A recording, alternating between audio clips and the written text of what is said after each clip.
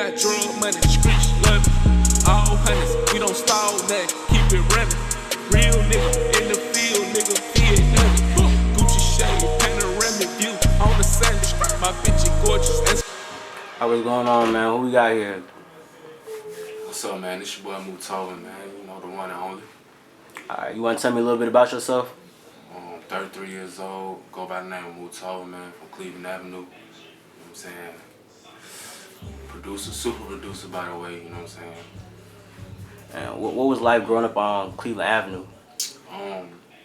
Life growing up on Cleveland Avenue, you know, it's really a hustle game over here, you feel me? It's either you hustle or you don't. So do you feel like you had to make some sacrifices growing up on Cleveland Avenue that made you? You don't. Everybody got a choice, you know what I'm saying? Everybody got a field that they got to play in, so you just really find what your niche is. So what would you say was some major influences in your life? Major influences in my life is my daughter, my mom,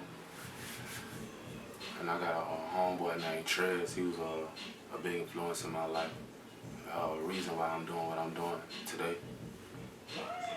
So what was it about him that made you want to produce music? Back in middle school,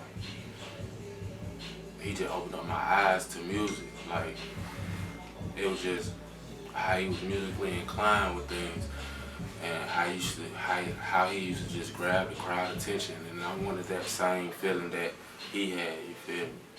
So when I seen him play like the drum sets at pep rallies and stuff like that, how he used to just have everybody lit by him just playing the drum set, I knew then, like, that's what I wanted to do. I wanted to be involved with music. So what were some major musical influences, like people that influenced you in the music industry?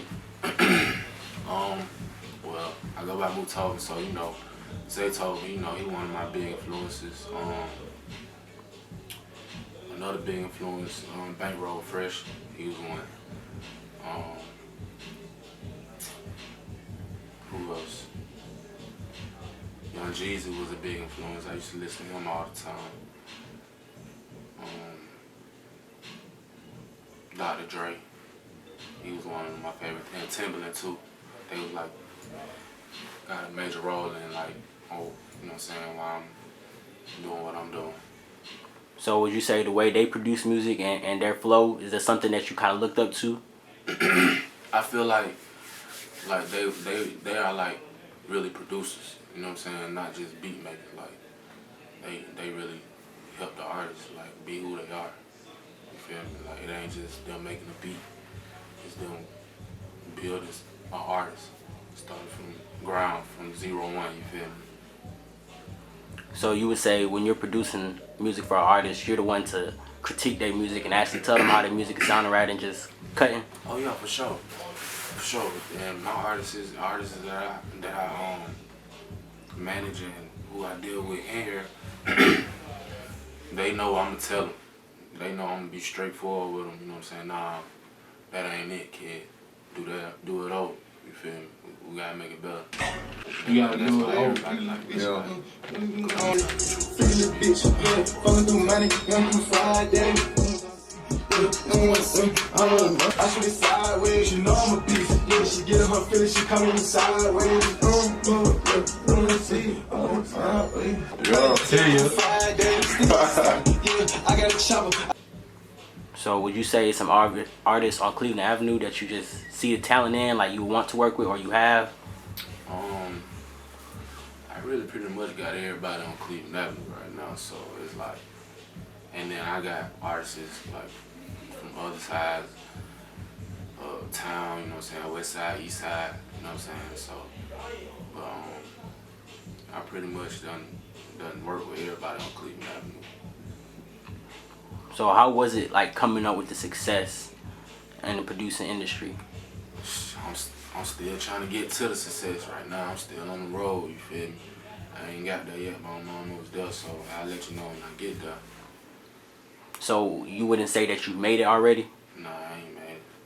So what would be that moment when you know that I've made it? When I get my first $1 million check, and when I get all my plaques, that's when I know, you know what I'm saying, I did my work, you feel me? So would you say those are some major career goals? Yeah. The money lasts, the recognition first, you feel me, for my hard work, you feel me? Like my plaques, all that stuff, that's more important to me than money. So you really say that you're the type that wants your respect and your recognition for what you've done more than the money. Yeah. And if you could go back and change anything, life-wise or career-wise, what would that be?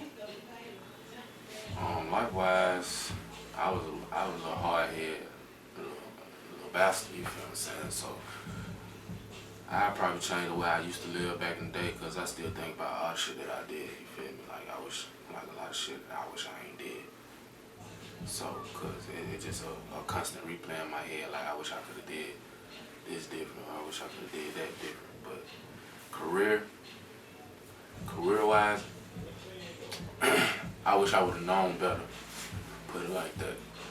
Like certain shit, like as far as contracts and dealing with people who you think your friends, and you know what I'm saying, I just wish I would have known better. So if someone was in your position right now producing music, what would be the greatest piece of advice you feel like you could give them? Never give up. First of all,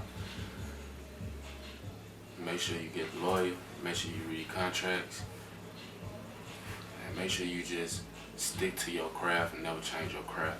You feel me? That's what I tell them.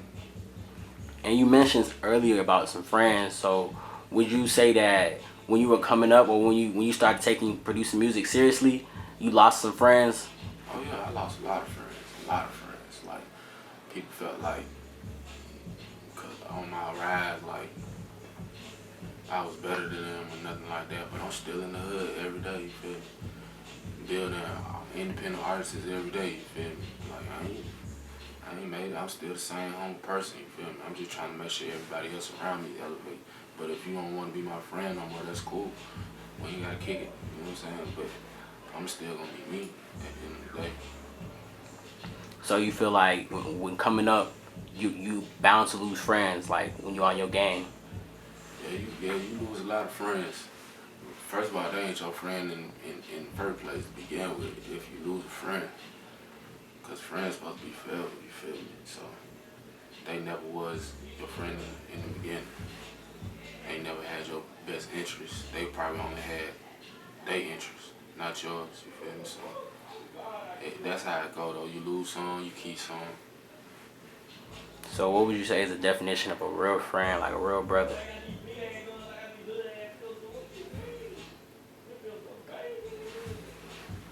That's a good ass question. Definition of a real friend. You gotta have like 15, 20 year plus relationship. That's the definition of a good friend. You know what I'm saying?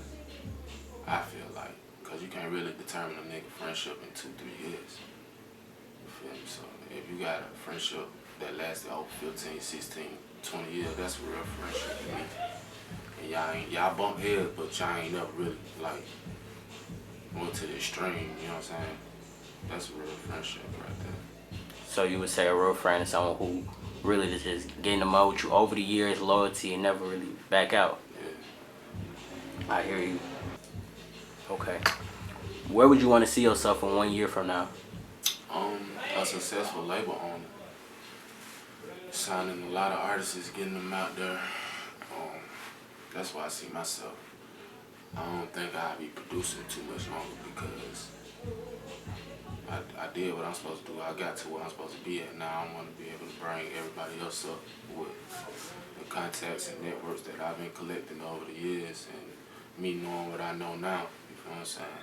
I'd rather step into that label on the field. You know what I'm saying? Businesses be able to go make deals and stuff like that for the company.